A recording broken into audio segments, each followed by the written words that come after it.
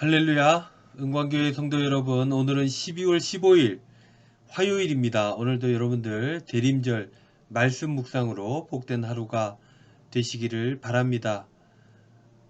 오늘 묵상의 제목은요, 사랑의 힘으로 나아갑시다 입니다. 오늘의 인물은 사랑의 사도, 사도 요한입니다.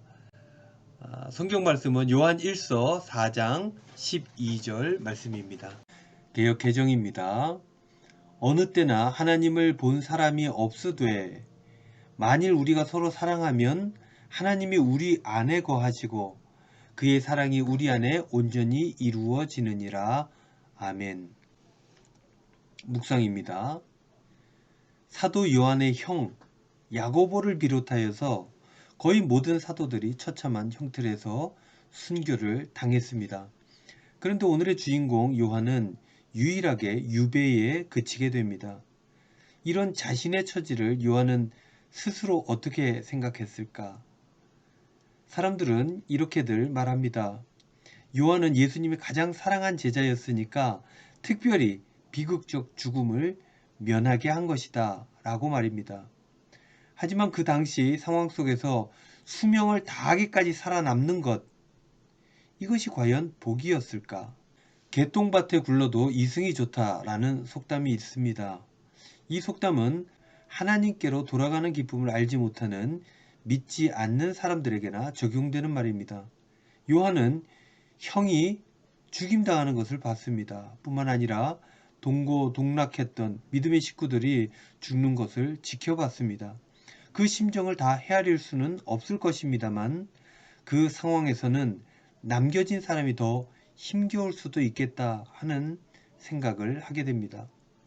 문득 한 페이스북 친구의 포스트를 통해 보게 된 사진이 기억납니다. 무심히 보다가 큰 충격을 받았습니다. 찌는 듯한 한여름에 어떤 사람이 길고양이들을 잡아서 작은 나무 상자 안에 가둔 뒤에 못을 박아서 구석에 두었습니다. 후에 고양이들을 돌보는 사람이 뒤늦게 발견하여 열어보니까 모두 죽은 지 오래되었었습니다.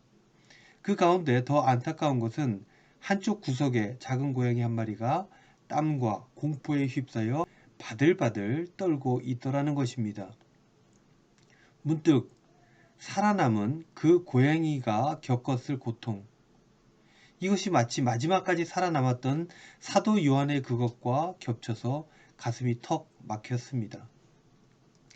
물론 사람과 고양이는 다를 것입니다. 하지만 좁은 공간에서 가족들이 죽어가는 것을 보면서 아무것도 할 수 없는, 그리고 자신도 곧 같은 처지에 놓이게 될 것임을 알고 있는 생명체의 두려움과 절망은 크게 다르지 않을 것입니다.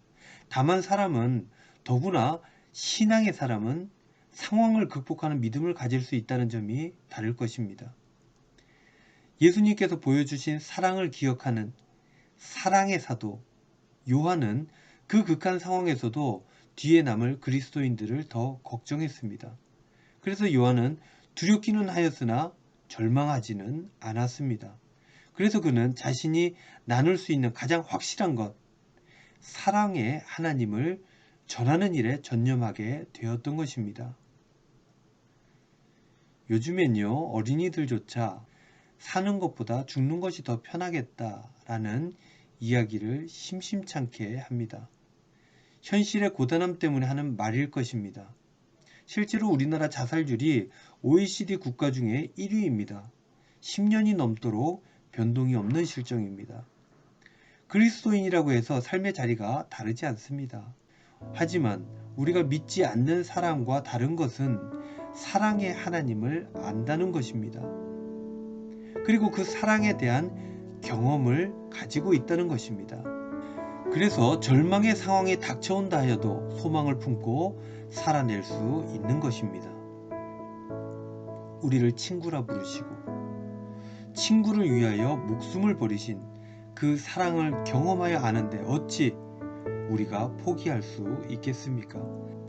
오늘도 다시 오실 우리 주님을 기대하며 하루씩 사랑의 힘으로 나아가시는, 그래서 승리하시는 저와 여러분들 되시기를 바랍니다. 기도하겠습니다. 주님, 비록 비극적인 세상이지만 피하지 않고 외면하지 않고 묵묵히 사랑의 힘으로 하루씩 살아낼 수 있도록 인도하여 주시옵소서. 예수님의 이름으로 기도하옵나이다. 아멘.